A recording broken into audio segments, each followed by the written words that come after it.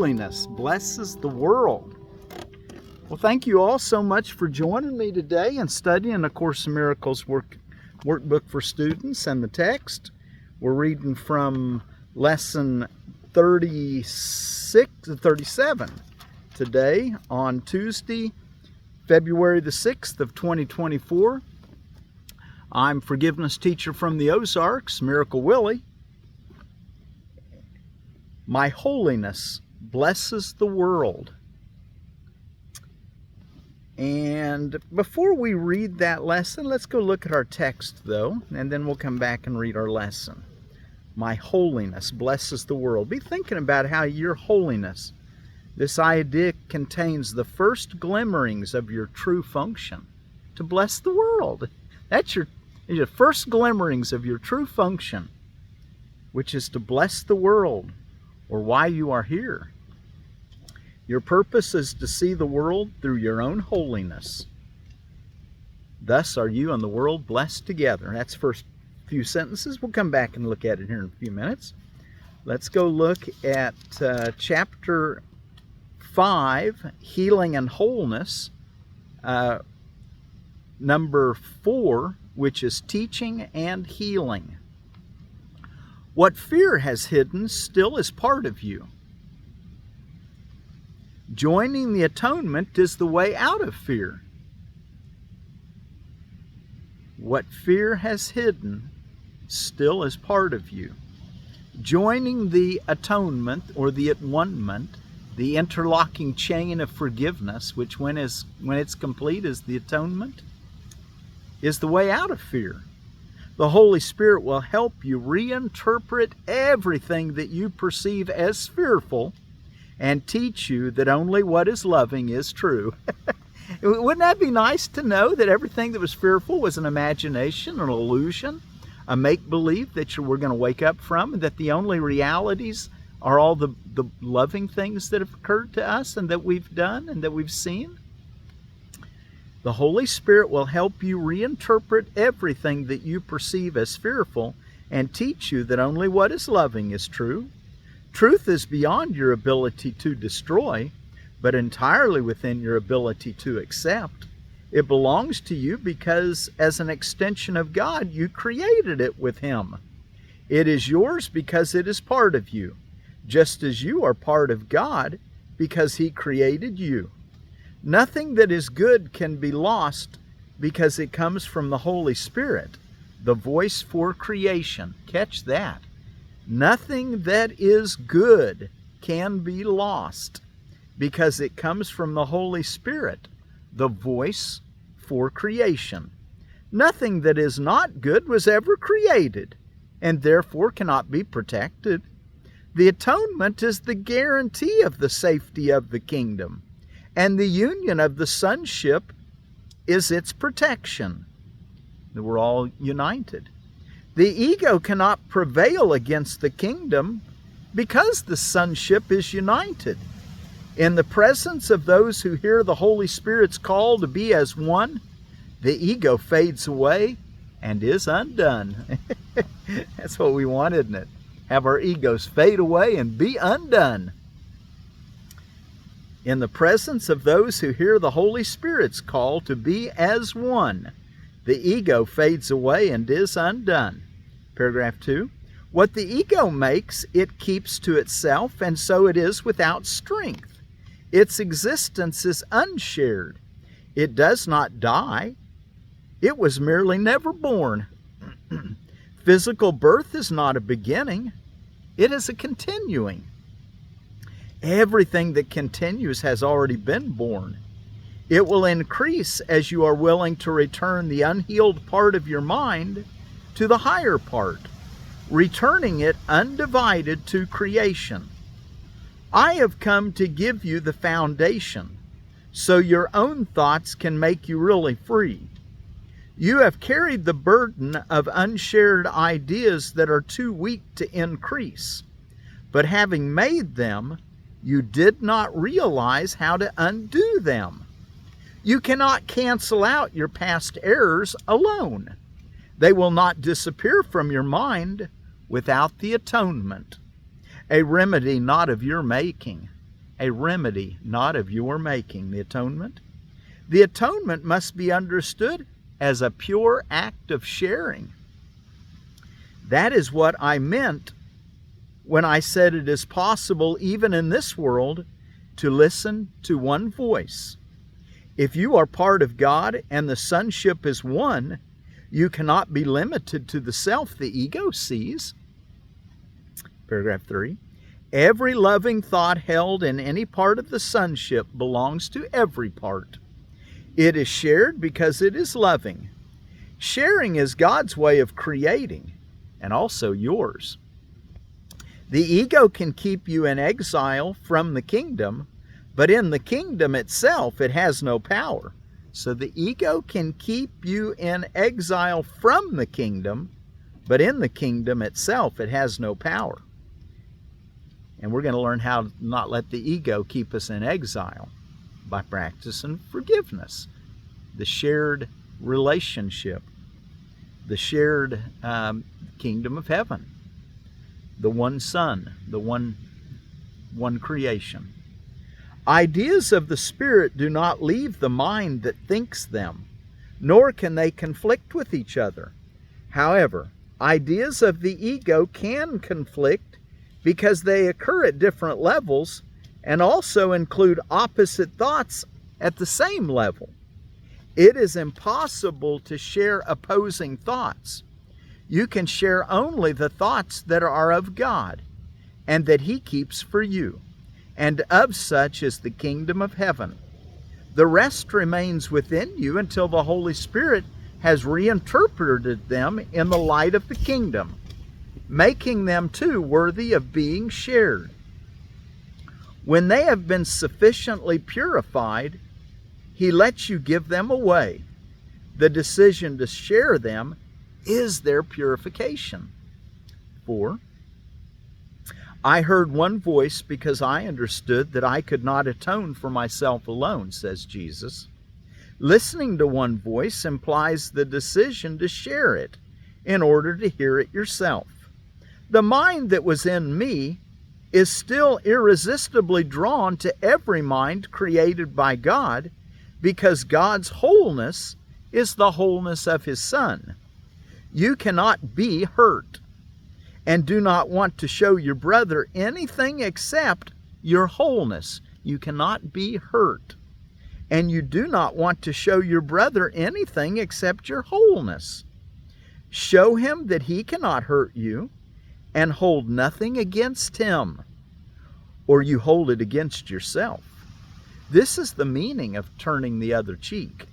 So when Jesus said in Matthew chapter 5, verse 39, if someone smites you on the right cheek, turn to him the left.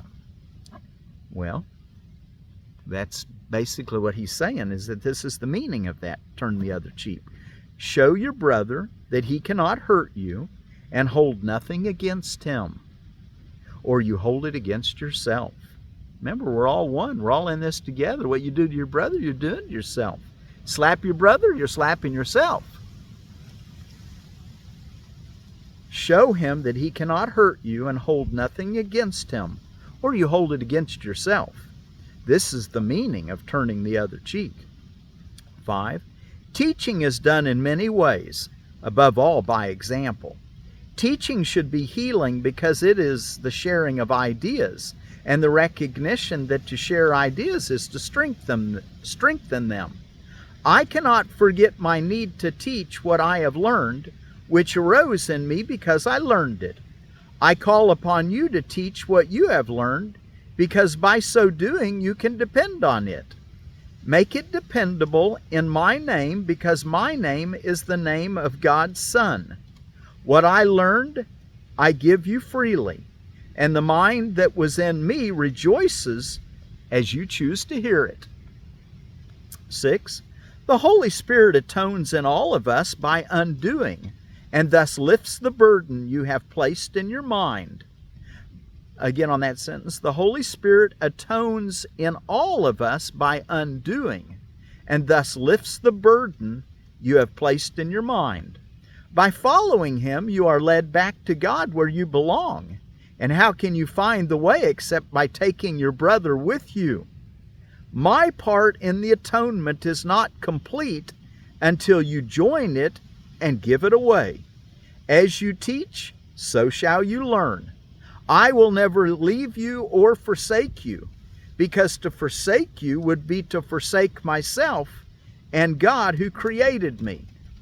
I will never leave you nor forsake you. I didn't look that one up, but I think that's there at the end of chapter 28 in Matthew and during the Great Commission. But I'll look it up and include it in the write-up. Well, I don't have my pen on me. Well, anyway, hopefully I will remember it. Paragraph 6, sentence 5. I will never leave you or forsake you, because to forsake you would be to forsake myself and God who created me. You forsake yourself and God if you forsake any of your brothers. You must learn to see them as they are and understand they belong to you as you do. How could you treat your brother better than by rendering unto God the things that are God's? And that's a quote Jesus said, it was referring to out of Matthew chapter 22 and verse 21, where he said, give unto Caesar the things that are Caesar's, and the things that are God's, the things that are God's. Paragraph 7. The atonement gives you the power of a healed mind, but the power to create is of God. Therefore, those who have been forgiven must devote themselves first to healing, because having received the idea of healing, they must give it to hold it. In order to hold it, you have to give it. You want to be healed? Be sure to give healing. How could you treat your brother better than... the atonement gives you the power of a healed mind, but the power to create is of God.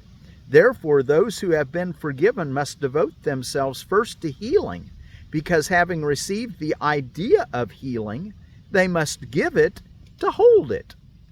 The full power of creation cannot be expressed as long as any of God's ideas is withheld from the kingdom.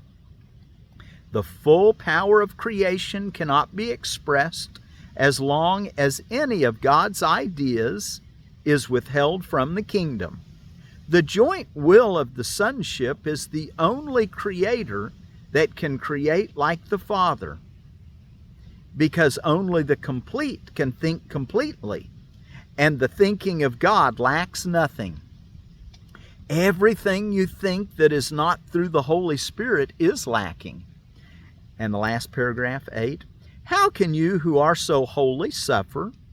All your past except its beauty is gone. Isn't that nice to know? All your past except its beauty, its love, its goodness is gone. All your past except its beauty is gone, and nothing is left but a blessing. I have saved all your kindnesses, and every loving thought you ever have. I have purified them of the errors that hid their light, and kept them for you in their own perfect radiance. They are beyond destruction and beyond guilt. They came from the Holy Spirit within you, and we know what God creates is eternal. You can indeed depart in peace, because I have loved you as I loved myself. You go with my blessing and for my blessing. Hold it and share it, that it may always be ours. I place the peace of God in your heart and in your hands to hold and share. The heart is pure to hold it, and the hands are strong to give it. You'll be given all the strength you need to give the love that you've been given. We cannot lose. My judgment is as strong as the wisdom of God, in whose heart and hands we have our being. His quiet children are His blessed sons. The thoughts of God are with you. Okay, well, we'll go back and look now at our lesson 37, My Holiness Blesses the World. And while you're turning there, African American Coaches Day, basically encouraging, and it should be everybody, but they've narrowed it down to the African American community, But, you know, to be a business coach or a personal coach and to find a mentor, that's a good thing. That's a real good thing. So African American Coaches Day, Canadian Maple Syrup Day. Did you know that the Acer saccharum, which is the sugar maple, that of the maple syrup, that 75% of the world's supply comes from Canada.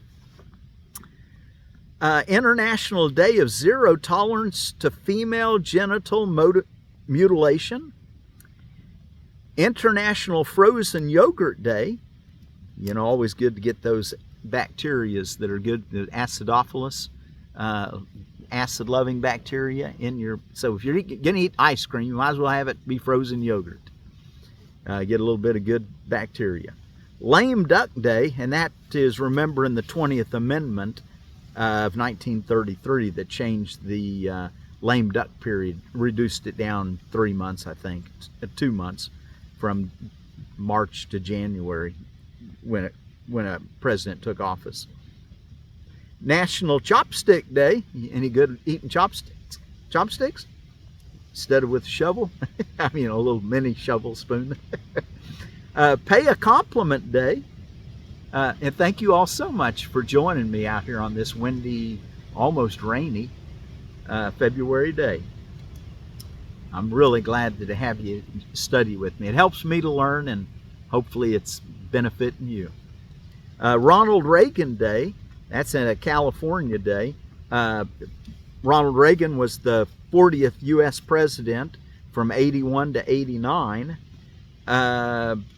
He was born on this day in 1911 and died in June of 2004. He was 93 years old. And on permaculture for beginners, we're in the chapter Climate and Regional Considerations. The next chapter was about winds. Significant impact on your homestead. So, you know, it dries the ground quicker if it's an area that gets a lot of wind. It can blow soil that doesn't have mulch, or it can blow the mulch too. A lot of leaves or straw you put down. So you'll be aware of where you're going to have pockets of a lot of maybe no wind, because you have little trees or some kind of feature that slows the wind down. So be looking at that. And then in our edible landscaping, blueberries, we're going to look at the Vaccinium coriambosum variety known as Northland blueberry. And Northland is a northern type blueberry, a cross with a northern lowbush blueberry.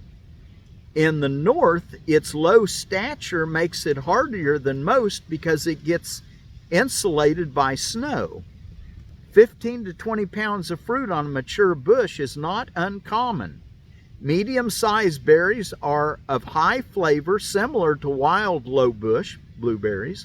Height 3 to 5 foot at maturity, space 5-foot circles.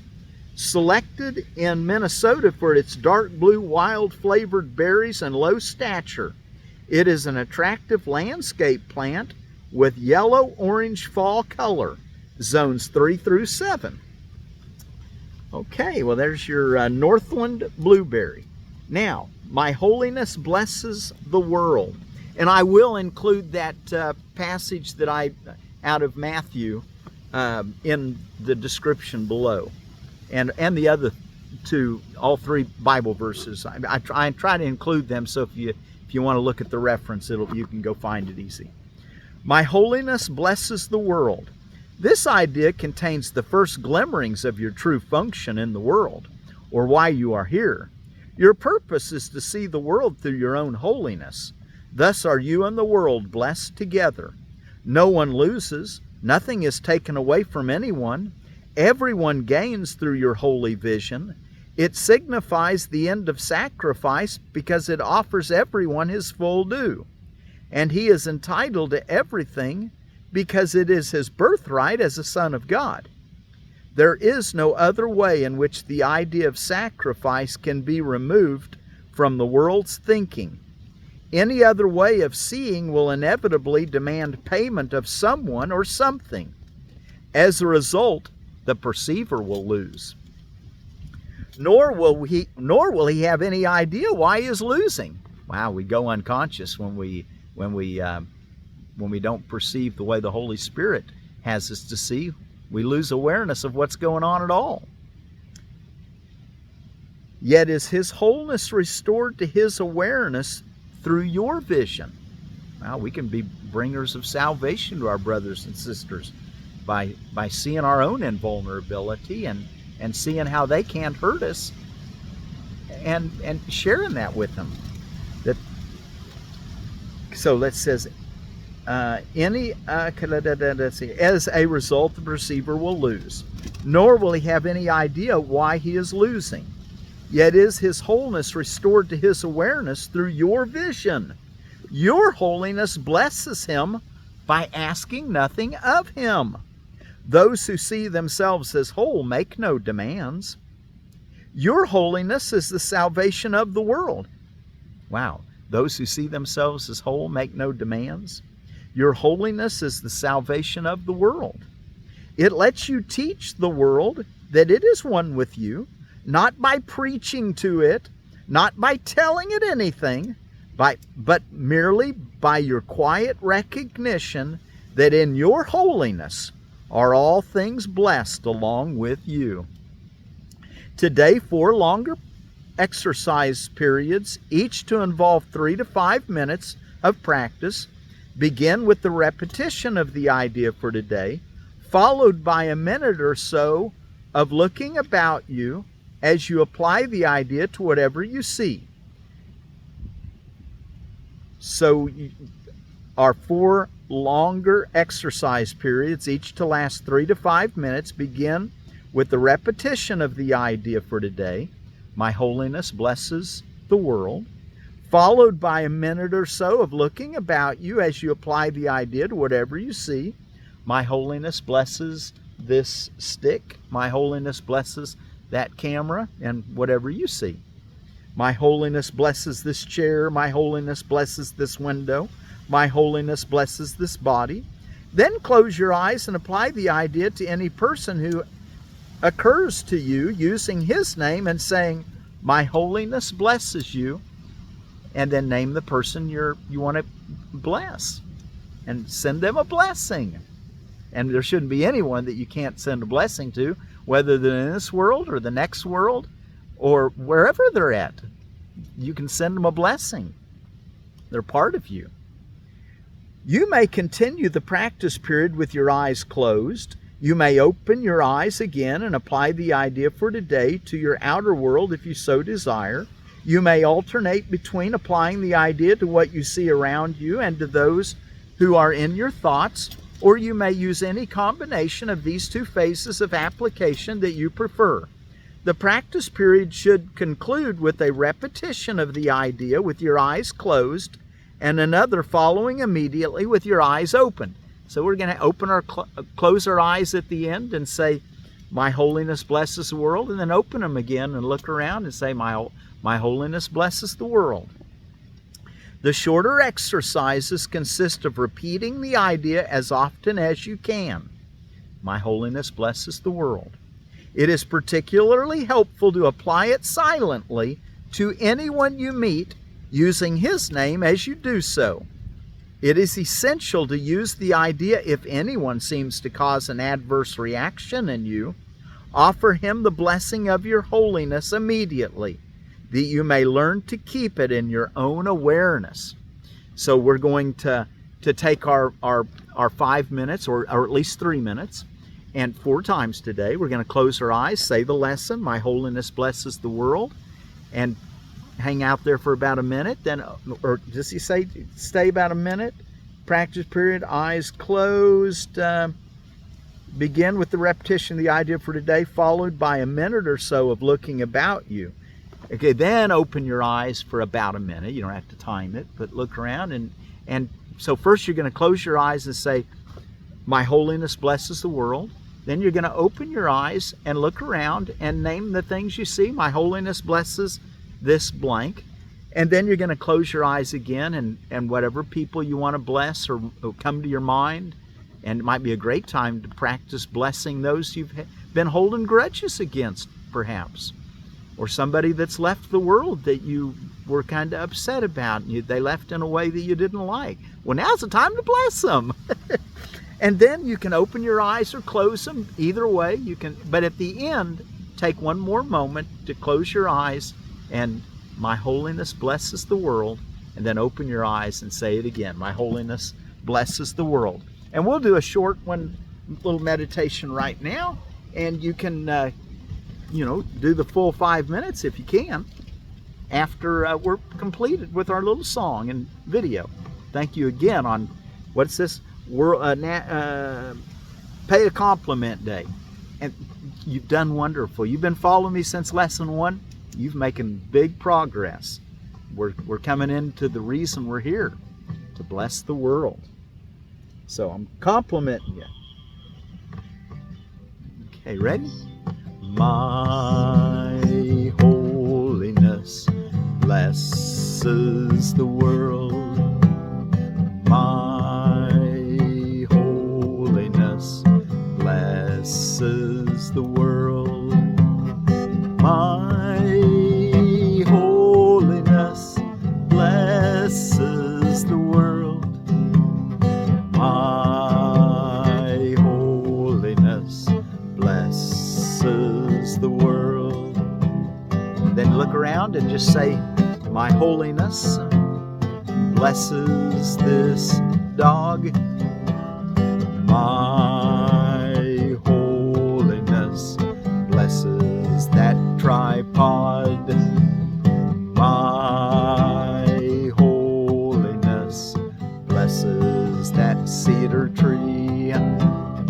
My holiness blesses. You fill in the blank. Let's do it a few more times. My holiness blesses.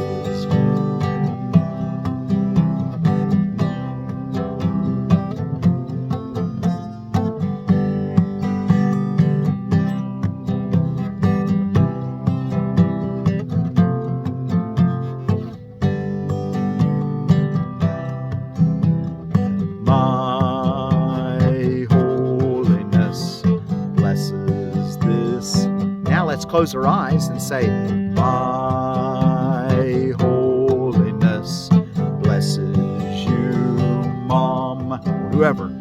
My holiness blesses you, Dad. Now you fill them in. Whoever you want in there.